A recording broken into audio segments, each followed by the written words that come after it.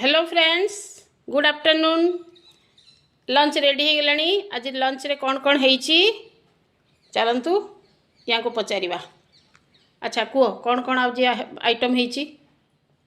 मुग डाली, मुग डाली, दही भेंडी, हाँ, नाड़ी सुरिस, नाड़ी सोरिष अल्प अल्प बाखा, हाँ, कंदूरी कुंदुरी आलू आलू भजा भजा।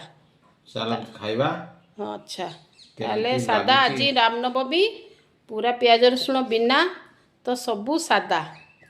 तो आउ तबे एबे खाइनियो।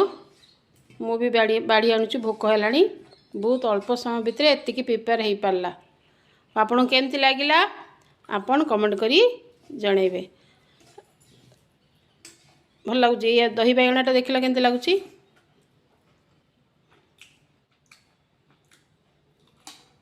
भल होईची? मस्त ହେଇଛି। अच्छा जा हो रही कमेंट करी आपन जणेबे।